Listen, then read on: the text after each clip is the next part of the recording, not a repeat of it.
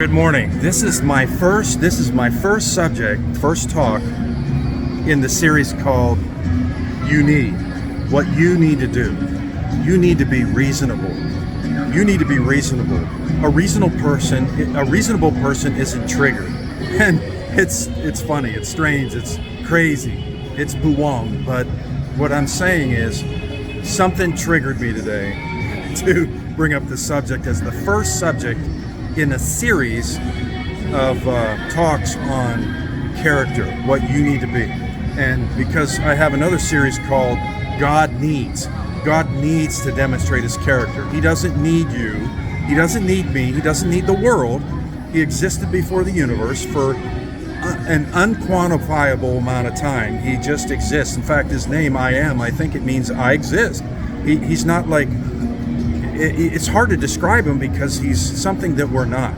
We're not entirely him. We're vastly different in some ways, in power and ability. So, but I got motivated today because some of the dialogue I've been having with people, I'm noticing that they're not open-minded, they're not reasonable, they get triggered. Any subject you bring up, they instantly get angry and appear angry and irritated and offended.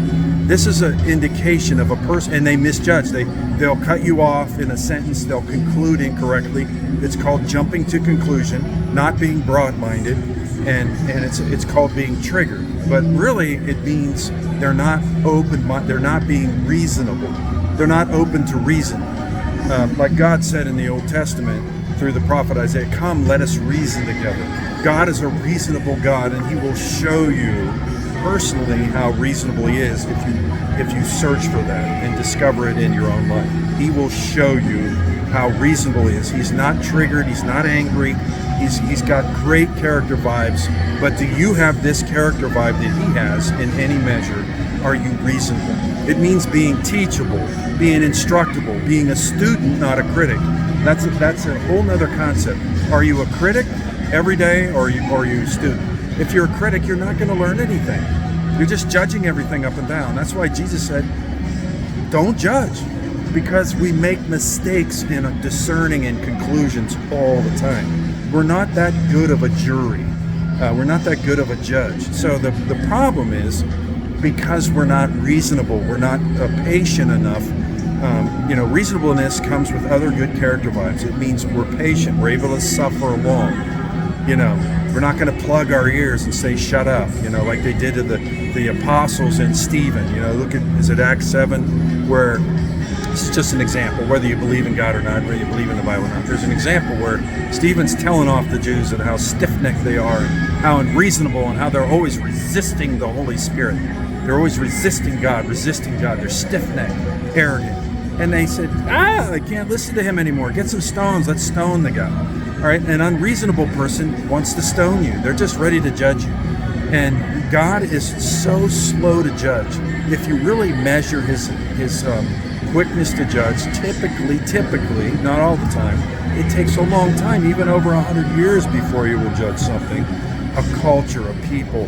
He has demonstrated that kind of patience and being able to suffer something long before coming to a judgmental conclusion, a righteous conclusion. But, relationships depend, the quality and the health of a relationship, marital relationship, family relationships, cultural relationships, depends on how reasonable the people are, how reasonable you are. So you need to be reasonable. God is reasonable. You need to prove how reasonable you are to people. It's like my one daughter. I'm not saying all my daughters this way, but there's one daughter I noticed. She's reasonable. She's open-minded. She's instructable. Because she doesn't get triggered at everything. I have a relative that I started talking about a subject, and it's not a bad subject. It's not foul, no foul language, no sexually explicit information, no sensuality. But immediately the relative said, don't tell me that. Stop talking. I said, why? Because you're triggered? Yeah, I'm triggered. I'm easily triggered about a lot of things. I said, you need to be like this daughter of mine who can talk about even her own flaws without getting upset. She'll kind of laugh at it or say, yeah, that's true. I don't do that. I know, I need to. She's not going to get angry at you. And typically unreasonable people have an anger problem. They're just ticked off about life, ticked off about you. They're angry, and you just set them off by saying something fine.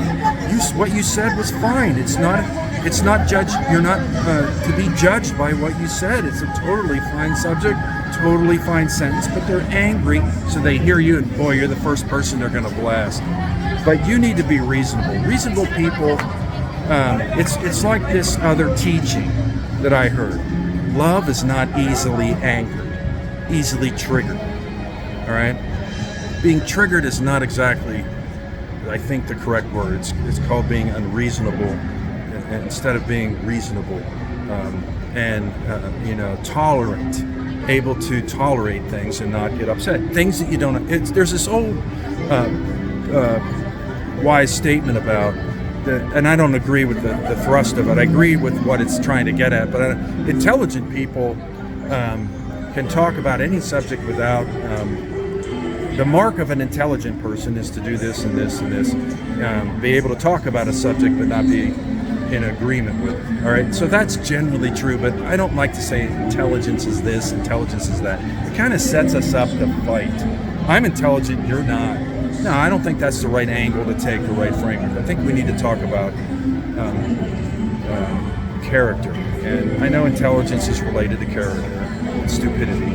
Foolishness is a bad character trait, so I'm open to talk about it, but I think there are better words to describe things. So I believe the ancient proverb that a more intelligent person is able to talk about any subject without even agreeing with it, without being disagreeable, but just listening and trying. I myself, for example, lately, a couple of years ago, I started studying atheism because I'm trying to figure out why people don't believe in God. So I listen to people. I've listened to Christopher Hitchens. I've listened to the so-called four horsemen of the new atheism. I've watched them in videos. I've read some of their literature. I've tried to consider their arguments and their attitude. And they have a certain attitude, just like I have an attitude. Attitude isn't a bad word, but we can have a bad attitude or a good attitude. Attitude is character. Attitude is personality. And we need to show our personality. You know, God shows his personality. And his personality is to be reasonable. He's persuadable. He's convincible. He doesn't need to learn anything from us, but he's willing to be implored and beseeched and petitioned to appeal to him for things that we think we need. And he will consider it because he's a considerate God, you know. That's another aspect of being reasonable. But I'm going to wrap this up, and I'm just going to say, be reasonable. You need to be reasonable. If you want to get along with people, you want to have peace, you need to be a reasonable person. Are you reasonable?